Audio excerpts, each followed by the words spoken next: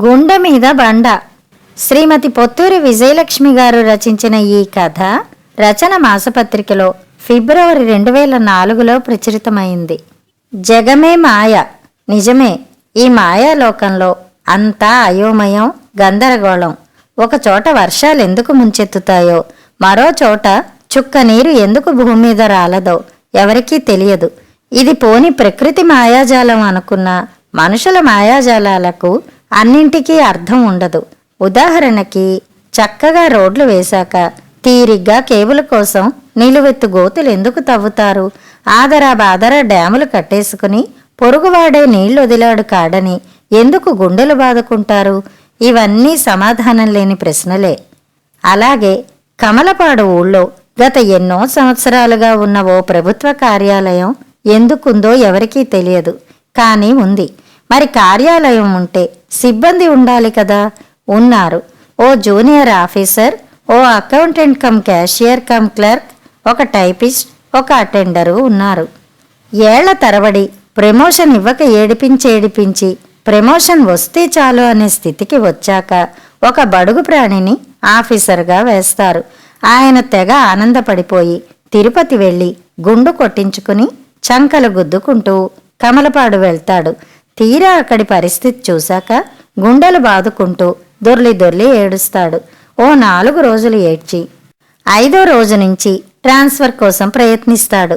అలా ఓ 1-2 ప్రయత్నం చేశాక మరో బడుగు జీవి నున్నగా గుండు కొట్టించుకొచ్చినప్పుడే ఇతనికి విడుదల, విముక్తి. అకౌంటెంట్ మాత్రం ట్రాన్స్ఫర్ కోసం ట్రై చెయ్యడు. ఎందుకంటే అతని స్వంత ఊరదే. ఇల్లు, వాకిలి, పొలం, పుట్ర ఉన్నాయి. నెల సంతకం పెట్టి జీతం తీసుకోవడం తప్ప దమ్మిడి పనిలేని ఉద్యోగం. ఊళ్ళో ఓ బడ్డీ కొట్టు పెట్టుకుని నడుపుకుంటూ హుషారుగా ఉంటాడు. టైపిస్టుది ఆ ఊరే. కానీ అతనికి ఆస్తిపాస్తులేం లేవు, ఓ భార్య తప్ప. ఆవిడికి ఈయనకి సఖ్యత లేదు. అందుకని ఆఫీసులోనే కూర్చుంటాడు. మరి కూర్చున్నాక పని చెయ్యాలిగా. టైప్ మిషను ఇక్ష్వాకుల నాటిది. మీట నొక్కిన 2 నిమిషాల తర్వాత ఆ అక్షరం తీరిగ్గా లేచి పైకెళ్ళి కాగితం మీద టపామని కొట్టి ఓ నిమిషం తర్వాత బద్ధకంగా వచ్చి తన స్థానంలో కూర్చుంటుంది. ఈ కారణంగా ఒక్క లెటర్ టైప్ చేయాలంటే ఓ రోజంతా పడుతుంది. మధ్యలో దాని స్పీడు మరీ తగ్గిపోయి మొరాయిస్తుంటే తన స్వంత డబ్బులే ₹1 ఖర్చు పెట్టి కాస్త మంచి నూనె కొనుక్కొచ్చి ఓవర్ ఆయిలింగ్ చేస్తాడు. ఏదో విధంగా నెల గడిచిపోతుంది ఆయనకి. ఇక 4వ ప్రాణి అటెండర్ అంకయ్య. అతను ఉద్యోగంలో చేరిన రోజే ఆఫీసరు నీకు బుర్ర లేదు అని తిట్టాడు. గవర్నమెంట్ ఉద్యోగం అన్నా, గవర్నమెంట్ ఆఫీసర్లన్నా దేవుడితో సమంగా గౌరవించే అంకయ్య ఆఫీసర్ గారు తన్ని తిట్టేసరికి నిజంగానే నాకు బుర్ర లేదు కాబోలు, లేకపోతే అంత పెద్ద ఆయన అలా ఎందుకంటాడు అనుకున్నాడు. అలా ఆయన రోజు నీకు బుర్ర లేదు అని తిడుతూ ఉండడంతో నిజంగానే బుర్ర లేకుండా పోయింది. ఏ పని చెప్పినా ఎంత అస్తవ్యస్తంగా చేస్తాడంటే అంత తెలివి తక్కువగా ఎలా చేశాడా అని ముక్కు మీద వేలేసుకుంటారు జనాలు. మొత్తానికి అకట వికటపు రాజు, అవ్యక్తపు ప్రధాని, చెబితే వినని బంటు, చెవిటి తలారి అన్నట్టు ఉంటుంది. ఆ కార్యాలయంలో పనిచేస్తున్న సుబ్రహ్మణ్యానికి గత ఏడాదిగా ప్రయత్నించగా ట్రాన్స్ఫర్ ఆర్డర్లు వచ్చాయి. వెంటనే వెళ్ళిపోదామనుకున్నాడు. కానీ రిలీవర్ పార్థసారథి రావడం ఆలస్యం అయింది. ముందు రోజే వస్తానన్నాడు. పెట్టే బేడా సర్దుకుని కూర్చున్నాడు సుబ్రహ్మణ్యం. తిరుమలలో ఉన్నానని, బాగా రద్దీగా ఉండడం వల్ల దర్శనానికి 48 గంటలు పట్టేలా ఉందని, రావడం ఆలస్యం అవుతుందని ఫోన్ చేయించాడు పార్థసారథి. సుబ్రహ్మణ్యానికి చిరాకు వచ్చేసింది. కానీ ఏం చేస్తాడు? ప్రయాణం వాయిదా వేసుకున్నాడు. తెల్లవారింది. చాము పొద్దెక్కింది. అయినా రిలీవరు అయిపో అజా లేడు. కోపం పోయి భయం పట్టుకుంది. కొంపతీసి ట్రాన్స్ఫర్ ఆపడానికి ప్రయత్నం చేస్తున్నాడా ఇష్టదైవానికి ప్రార్థన చేసుకుంటూ కూర్చున్నాడు. పొద్దున్నే బస్టాండ్కి వెళ్లిన అంకయ్య 2 సార్లు బస్సు దిగిన పెద్ద మనుషులను దొరకపుచ్చుకుని గౌరవంగా తీసుకొచ్చాడు. కాని వాళ్ళిద్దరూ వేరే వాళ్లే. అంకయ్యని తిట్టి వాళ్లను పొమ్మన్నాడు సుబ్రహ్మణ్యం. చివరికెలా అయితేనే అపరాహ్నం వేళ అభిజిత్ లగ్నంలో బస్సు దిగాడు పార్థసారథి. ఫలానా ఆఫీస్ ఎక్కడని వాకబు చేశాడు. అంకయ్య అప్పుడు అక్కడే ఉన్నాడు. కానీ పొద్దుటి నుంచి 2 సార్లు జరిగిన భాగవతం చాలు. ఇప్పటికే అయ్యగారు మండిపడుతున్నారు. ఇప్పుడు ఈయన్ని తీసుకెళ్తే ఏం చేస్తాడో ఏమో అని బీడీ కాల్చుకుంటూ ఉండిపోయాడు. పార్థసారథి 4-5 అడిగి ఎలాగైతేనే ఒకతని మోటార్ సైకిల్ మీద కూర్చుని ఆఫీస్కి చేరాడు. మనిషి నిలువెల్లా దుమ్ము కొట్టుకుపోయి ఆఫీసుకు చేరిన పార్థసారథిని ఆదరంగా రిసీవ్ చేసుకున్నాడు సుబ్రహ్మణ్యం. నేనొస్తున్నానని తెలుసు కదండి, ఎవరినైనా బస్టాండ్కి పంపకపోయారా అన్నాడు పార్థసారథి అసహనంగా. అటెండర్ని పంపాను కదా అన్నాడు సుబ్రహ్మణ్యం. పంపితే ఏడి చిరాగ్గా అడిగాడు పార్థసారథి. రాలేదా? వాడుత్త ముద్దు వెధవ, ఎటుపోయాడో ఏమిటో. అంత ముద్దు వెధవనెందుకు పంపించారు? మంచివాడిని ఎవరినైనా పంపొచ్చు కదా నిలదీశాడు పార్థసారథి. ఇక్కడ పుంజీల కొద్దీ మనుషులు లేరు మంచివాడిని వెతికి పంపడానికి, ఉన్నది వాడొక్కడే అన్నాడు చిరాగ్గా సుబ్రహ్మణ్యం. లోపలే సణుక్కుని ఊరుకున్నాడు పార్థసారథి. ఇక తర్వాత జరగాల్సిన కార్యక్రమం మొదలైంది. టైపిస్ట్ సరే యథాప్రకారం ఆఫీసులోనే ఉన్నాడు. ఆ వేళ కొత్త ఆఫీసర్ గారు వస్తారని తెలుసు కాబట్టి అకౌంటెంట్ కూడా ఆపద్ధర్మంగా బడ్డీ కుట్టు మీద ఎవరినో కూర్చోబెట్టి అరగంటకో మారు ఆఫీస్ వైపు వచ్చి వెడుతున్నాడు. అకౌంటెంటు అంకయ్య ఇంచుమించుగా ఒకేసారి ఆఫీస్కి వచ్చారు. యథాప్రకారం అతడు దులిపేసుకున్న తర్వాత కాసిని కాఫీ నీళ్లు తాగి హ్యాండింగ్ ఓవర్ కార్యక్రమం ప్రారంభించారు.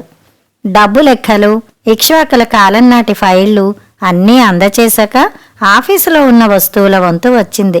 ఆ ఫైల్ తీశారు. ఐటెం నెంబర్ 1 ఇనప బీరువా, 2 ఇనప ర్యాక్, నెంబర్ 3 కర్ర టేబుల్, ఇలా సాగిపోతోంది ఆ జాబితా. Item number 22 stone. వస్తువులన్నీ చెక్ చేసుకుంటున్న పార్థసారథి ఆగిపోయాడు. ఏమిటన్నారు? స్టోన్ అంటే రాయి అడిగాడు. అవునండి, రాయే చెప్పాడు సుబ్రహ్మణ్యం. రాయితో మనకేం పని? రాయి ఎందుకుంది ఇక్కడ మళ్ళీ అడిగాడు పార్థసారథి. ఏమోనండి, రామకృష్ణ గారు నాకు హ్యాండ్ ఓవర్ చేశారు, నేను మీకు హ్యాండ్ ఓవర్ చేస్తున్నాను అన్నాడు సుబ్రహ్మణ్యం. మరి మీకే సందేహం రాలేదా? ఈ రాయేమిటని అడగలేదా? అడిగాను. ఏమో మరి, నాకు మోహన్ రావు ఇచ్చాడు, నేను మీకిస్తున్నానన్నాడు వివరంగా చెప్పాడు సుబ్రహ్మణ్యం. ఏది ఆ రాయి? నేను చూడాలి అన్నాడు పార్థసారథి. అయ్యో, దానికేం భాగ్యం, మహారాజులా చూడండి అంటూ తీసుకెళ్లాడు సుబ్రహ్మణ్యం. ఆఫీస్ వెనకాల ఖాళీ స్థలంలో ఉందా బండరాయి. నల్లగా నిగనిగలాడుతోంది. దానిమీద ఉన్న నెంబర్ ఫైల్లో ఉన్న నెంబర్తో టాలీ అయింది. ఏమిటి రాయి? ఎందుకిక్కడ ఉంది? దీనివల్ల మనకేం ప్రయోజనం? ఇది మన ఆఫీస్ ప్రాపర్టీస్లో ఎందుకు చేరింది? ఆ ప్రశ్నల వర్షానికి విసిగిపోయాడు సుబ్రహ్మణ్యం. అవన్నీ తర్వాత తీరిగ్గా చూసుకోండి, ముందు ఫార్మాలిటీస్ ముగించి సంతకం పెడితే నేను పోతాను. ఈ బస్సు వెళ్ళిపోతే సాయంత్రం దాకా బస్సు లేదు నాకు అన్నాడు అసహనంగా. మిగిలినవన్నీ చూసుకుని ఫైల్లో సంతకం పెట్టాడు పార్థసారథి. సుబ్రహ్మణ్యం వెళ్ళిపోయాడు. అవడానికి అదొక గ్రామం. తిండికి నానా అగచాట్లు పడాలి. మాంసాహారులకి పర్వాలేదు, ఓ కోడి కోయించి కూరొండకు తినొచ్చు, లేదా ఎండిపోయే చెరువుల్లో దొరికే చేపలు తినొచ్చు. శాకాహారుల పనే కష్టం. నెలకి 20 రోజులు బంగాళదుంపలే తినాలి. పల్లెటూరు, కాలక్షేపం ఉండదు. మండిపోయే ఎండలు. అక్కడ కుటుంబం వెంట లేకుండా ఒంటరిగా ఉండడం నరకం. కానీ పార్థసారథికి అవేం పట్టలేదు. అతన్ని వేధిస్తున్న సమస్య ఒకటే, ఆ రాయి అక్కడెందుకుంది? ఆ రాయి వివరాలేమైనా దొరుకుతాయేమోనని పాత ఫైళ్లన్నీ వెతికి చూశాడు. ఇంచుమించు 20 ఏళ్ల ఫైల్స్ ఉన్నాయి. చెక్క బీరువాలు పోయి ఇనప బీరువాలు వచ్చాయి. ఇనప టేబుళ్లు చెక్క టేబుళ్లుగా మారాయి. కానీ ఐటెం నెంబర్ 22కి మాత్రం ఏ మార్పు లేదు. అప్పుడు రాయే, ఇప్పుడు రాయే. పల్లెటూర్లలో సామాన్యంగా రాళ్ళు రప్పలకు పూజా పునస్కారాలు జరుగుతాయి. ఈ రాయి కూడా ఏమైనా మహత్యం ఉందేమోనని ఊరి పెద్దల్ని విచారించి చూశాడు. అలాంటిదేమీ లేదని తెలిసింది. ఆ రాయి కింద ఏమైనా నిధి నిక్షేపాలుంటాయేమో తవ్వించి చూద్దాం అనుకున్నాడు. అలా తవ్వాలంటే బండని దొర్లించాలి, తవ్వాలి. అదో పని. దానికి పర్మిషన్ కావాలి, డబ్బు శాంక్షన్ కావాలి. ఉట్టినే తవ్వకాలు సాగిస్తామంటే ఎవరూ ఒప్పుకోరు. కాబట్టి వాటర్ హార్వెస్టింగ్ పథకం మీద రెయిన్ వాటర్ పిట్ కోసం అని పైకి రాసి శాంక్షన్ చేయించుకున్నాడు. 2 నెలల తర్వాత శాంక్షన్ అయింది. మంచి రోజు చూసి కూలీలను పెట్టి బండ దొర్లించి గుంట తవ్వించారు. పని జరుగుతున్నంతసేపు తిండి నీళ్లు మానేసి అక్కడే నించున్నాడు పార్థసారథి. కాని తన అన్వేషణ మాత్రం ఆపలేదు. ఆర్కియాలజీ డిపార్ట్మెంట్ వాళ్ళకి రాశాడు. వాళ్ళ మనిషి వచ్చి చూసి నున్నగా చలిమిడి ఉండలా ఉంది. శాసనాలు అవి ఏం లేవు. This is just an ordinary stone అని రాసి ఇచ్చి వెళ్ళిపోయాడు. ఆ తర్వాత ఇందులో ఖనిజాలేమైనా ఉన్నాయేమో అని వారికి రాశాడు. వాళ్ళు వచ్చి చూసి ఏమీ లేవని తేల్చేశారు. రోజు రోజుకి పార్థసారథి ఆరాటం పెరిగిపోతోంది. కంటికి నిద్ర లేదు. ఒకటే ఆరాటం. ఆ రాయి ఏమిటో తెలుసుకోవాలి. మనిషి దొరికితే చాలు. వేపుకు తింటున్నాడు. అతను అటు వస్తుంటే ఇటు పారిపోతున్నారు జనాలు. ఇంట్లో వాళ్ళు కూడా ఈ సొద భరించలేక ఈ శనాదివారాలు మేము చుట్టాలింటికి పెళ్లికి వెళ్తున్నాం, మీరు రాకండి అని చెప్తున్నారు. అలా ఓ ఏడాది గడిచిపోయింది. ఏదో 4 రోజులు ఆరాటపడి ఊరుకుంటాడులే అనుకున్న అతని స్టాఫు ఇతను ఒడుంపట్టు చూసి విసుక్కుంటున్నారు. దినం అస్తమానం ఆ బండ చుట్టూ తిరుగుతుంటాడు. ఏదేదో మాట్లాడుకుంటూ ఉంటాడు. ఇతని తీరు చూస్తుంటే పిచ్చివాడయ్యేలా ఉన్నాడు అనుకున్నారు. ఆ ఏడాది అతను పనిచేసే ఊళ్ళోని స్కూలు వారు వజ్రోత్సవం జరుపుకుంటున్నారు. అంతా ఆర్భాటంగా చేస్తున్నారు. ఆ స్కూలుకి సంబంధించిన వయోవృద్ధుల్ని 10 మందిని పిలిపించి సాలువాలు కప్పి సత్కరించాలనుకున్నారు. ఆ కార్యక్రమానికి పార్థసారథికి కూడా ఆహ్వానం వచ్చింది. వెళ్ళాడు. కార్యక్రమం మొదలైంది. సన్మానాలు అయ్యాయి. ఒకరిద్దరు ఏవో 4 మాటలు మాట్లాడారు. ఆఖరాయన మాత్రం మైకు పట్టుకుని ఓ పట్టాన వదల్లేదు. ఆయన పేరు రామావతారం. ఆయన వయసు 75 ముందర కొంతకాలం ఆ స్కూల్లో టీచర్గా పనిచేసి ఆ తర్వాత గవర్నమెంట్ ఉద్యోగం వస్తే వెళ్ళిపోయాడట. కొన్నాళ్లు అక్కడా ఇక్కడా తిరిగినా చివరి 15 సంవత్సరాలు ఇక్కడే ఆఫీసులోనే పనిచేశాడట. ఉద్యోగంలో చేరినది ఈ ఊరే, రిటైర్ అయింది ఈ ఊరే. ఇప్పుడు కొడుకు దగ్గర ఉంటున్నా.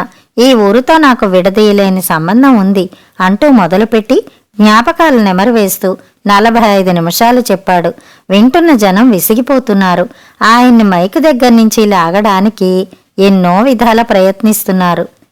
చివరికి ఎలాగైతేనే ఆయన చేత నాకీ అవకాశం ఇచ్చినందుకు మీ అందరికీ కృతజ్ఞతలు తెలియచేసుకుంటూ నేనింతటితో సెలవు తీసుకుంటున్నాను అనిపించగలిగారు. అందరితో పాటు పార్థసారథి కూడా ఊపిరి పీల్చుకున్నాడు. కాని పార్థసారథి ఊపిరి పీల్చడం వెనగ్గల కారణం వేరు. వయోవృద్ధుడు. చాలా ఏళ్ల కిందట ఈ ఆఫీసులోనే పనిచేశాడు. ఆయనకి ఆ రాయి గురించి తెలిసే ఉంటుంది. ఏవైనా ఆధారాలు దొరుకుతాయేమో. ఆయన స్టేజి దిగగానే వెళ్ళి ఆయన్ని కలుసుకున్నాడు. తన్ని పరిచయం చేసుకున్నాడు. తనెప్పుడో పనిచేసిన ఆఫీసులో ఇప్పుడు పనిచేస్తున్న ఆఫీసరు హఠాత్తుగా కనిపించేసరికి పరమానంద భరితుడయ్యాడు రామావతారం. ఎన్నో వివరాలు అడిగాడు. ఆయన జ్ఞాపకశక్తికి ముచ్చటేసింది పార్థసారథికి. సభ దాదాపు ఖాళీ అయింది. వీళ్ళిద్దరే ఒక మూలగా కూర్చున్నారు. సార్, మన ఆఫీసులో వెనక ఒక పెద్ద బండరాయి ఉంది. అది అక్కడెందుకుందో పెద్ద మిస్టరీగా తయారైంది. దాని గురించి మీకేమైనా తెలుసా? ఒక్క క్షణం శంకరాభరణం సినిమాలో సామజవరగమన పాటసీనులో సోమయాజుల్లా మొహం పెట్టి ఆలోచించాడు రామావతారం. అదా, ఆ రాయి ఇంకా అక్కడే ఉందిటయ్యా అన్నాడు సంభ్రమాశ్చర్యాలతో. ఉంది సార్, దాని గురించి మీకు తెలుసా? భలే వాడివే, నాకు తెలియకపోవడం ఏమిటి? ఒక రకంగా అది నా బ్రెయిన్ చైల్డ్ అన్నాడు రామావతారం. సీతాదేవి కోసం అడవుల్లో వెతుకుతున్న శ్రీరామచంద్రుడికి మారుతి ఎదురైతే ఎటువంటి ధైర్యం కలిగిందో అటువంటి ధైర్యం కలిగింది పార్థసారథికి. చెప్పండి సార్ అన్నాడు ఉద్వేగంతో. ఇక్కడంతా రొదగా ఉంది. ఎక్కడైనా తీరిగ్గా కూర్చుని మాట్లాడుకుందాం అన్నాడు రామావతారం. వెంటనే ఆయన్ని తన ఆఫీసుకి తీసుకెళ్లాడు పార్థసారథి. వెన్నెల్లో మెరుస్తున్న ఆ రాయిని చూసి చిన్నగా నవ్వి ఆ తర్వాత పగలబడి నవ్వాడు రామావతారం. చెప్తాను విను అంటూ ఫ్లాష్ బ్యాక్ మొదలెట్టాడు. గతంలో 2 వ్యక్తులుండేవారు. వేదాంబుజన్, రాఘవేంద్రరావు. ఇద్దరూ ఒకే రోజున ఉద్యోగంలో చేరారు. రాఘవేంద్రరావు కొందరి అభిమానానికి పాత్రుడై త్వరగా ప్రమోషన్లు కొట్టేశాడు. వేదాంబుజన్ మాత్రం వెనకబడిపోయాడు. అతనికి ప్రమోషన్ వచ్చింది. కానీ రాఘవేంద్రరావు తర్వాత 3 ఏళ్లకి. జరిగిన దాంట్లో పాపం రాఘవేంద్రరావు తప్పేమీ లేకపోయినా వేదాంబుజన్ అతని మీద కత్తి కట్టి కాల్చుకు తిన్నాడు. ఆకాశరామన్న ఉత్తరాలు ఆఫీసర్లకు రాసి, అదిగో ఫలానా రాఘవేంద్రరావు ఆఫీస్ ఫర్నిచర్ ఇంటికి పట్టుకుపోయాడు, ఇదిగో ఫలాని రాఘవేంద్రరావు గవర్నమెంట్ వెహికల్ని దుర్వినియోగం చేశాడు అంటూ ఊదరపెట్టాడు. ప్రతిసారి ఆఫీసర్ పిలిచి సంజాయిషి అడగడం మొదట్లో బాధగా ఉన్నా ఆ తర్వాత అలవాటైపోయింది రాఘవేంద్రరావుకి. అలా ఓ 2 ఏళ్లు గడిచాయి. రాఘవేంద్రరావుకి కమలపాడు ట్రాన్స్ఫర్ అయింది. అక్కడికి వెళ్ళాక ఏడాది అయ్యాక మళ్ళీ టౌన్కి ట్రాన్స్ఫర్ చేశారు. అంతవరకు బాగానే ఉంది. అతని స్థానంలో ప్రమోషన్ ఇచ్చి వేదాంబుజన్ని పోస్ట్ చేశారు. మళ్ళీ ఏం మడత పేచి పెడతాడో అని భయం వేసింది రాఘవేంద్రరావుకి. 1-2 సార్లు అన్నీ సరిచూసుకున్నాడు. తీరా తెల్లవారితే అతను వస్తాడనగా ఐటెం నంబర్ 22 మిస్సింగ్. ఉండాల్సినవన్నీ ఉన్నాయి. ఏమిటా ఐటెం అని పాత ఫైళ్లు వెతికి చూశారు. ఎప్పుడో అక్కడికి దగ్గరలో టీ కొట్టు కూడా లేని రోజుల్లో టీ కాచుకునేందుకు గాను కిరసనాయిల్ స్టవ్ ఒకటి శాంక్షన్ చేయించుకున్నారు. కాలక్రమేణా దాని ఉపయోగం లేక తుప్పు పట్టిపోతే అవతల పారేశారు.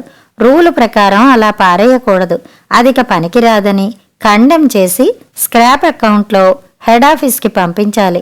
ఈ తతంగం అంతా జరగాలంటే 10 రోజులు పడుతుంది. ఎవరో బద్దకిష్టు అంత శ్రమ పడలేక పారేశాడు. ఇప్పుడు ఆ స్టవ్ రాఘవేంద్రరావుకి ఓ తలనొప్పిగా మారింది. మామూలు వాళ్ళైతే పట్టించుకోరు, కానీ వస్తున్నవాడు వేదాంబుజన్ చండశాసనముండా కొడుకు. ఇక ఒక్కటే మార్గం, కొత్త స్టవ్ కొని ఆ లోటు భర్తీ చెయ్యాలి. కానీ ఆ ఊళ్ళో సంతనాడు తప్ప అగ్గిపెట్ట కూడా దొరకదు. అప్పటికప్పుడు పక్క టౌన్కి పంపించి తెప్పిద్దామన్నా అక్కడ కొట్టు తెరవాలి, వీళ్లు తేవాలి. ఇంతా చేసి స్టవ్ వచ్చేలోగా వేదాంబుజన్ వచ్చేస్తే అందరూ బుర్రలు బద్దలు కొట్టుకుంటూ ఉండగా రామావతారానికి ఒక ఆలోచన వచ్చింది. వద్దొద్దు అన్నాడు రాఘవేంద్రరావు. పర్వాలేదు, మీరు ధైర్యంగా ఛార్జ్ హ్యాండ్ ఓవర్ చేసేయండి, మేము అడ్డంగా వాదించేస్తాం అన్నాడు రామావతారం. సరే అన్నాడు రాఘవేంద్రరావు. STOVE స్టోన్ని STONU స్టోన్గా దిద్ది ఆరుబయట పడి ఉన్న బండరాయి మీద పెయింట్తో ఐటెం నంబర్ వేసేశాడు. వేదాంబుజన్ వచ్చాడు, చూశాడు. కళ్ళుతో మనకేం వేళ అప్పా అని అడిగాడు. అదేమో మాకు తెలీదు, చాలా కాలంగా ఇది ఇలాగే ఉంది అని దబాయించి పారేశారు. రాఘవేంద్రరావు వెళ్ళిపోయాడు. ఆ ఊళ్ళో ఉన్న 6 నెలలు ఆ కళ్ళు చుట్టూ తిరుగుతూనే ఉన్నాడు వేదాంబుజన్. అప్పుడు ఆయన మళ్ళీ ఇన్నాళ్లకి నువ్వు అని పార్థసారథి భుజం తట్టి కథ ముగించాడు రామావతారం. కథ సమాప్తం.